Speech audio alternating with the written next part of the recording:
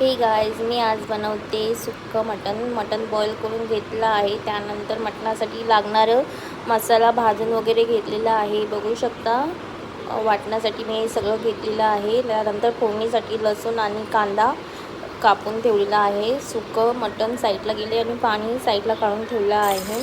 त्यानंतर लसूण टाकले मी फोडणीला, टमाटर टाकून घेतला आहे.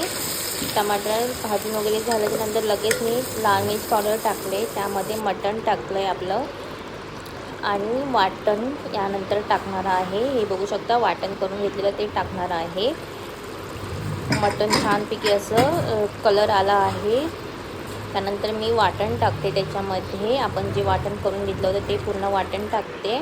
त्यानंतर हे पाणी साईडला काढून ठेवलं होतं ते यामध्ये मी ॲड करणार आहे. नंतर वाटण आपलं छान प्रकारे एकजीव झाला आहे. बघू शकता, सुंदर कलरसुद्धा ऑइल सोडला आहे मटणाला. त्यानंतर मी पाणी ॲड केलं आणि मटण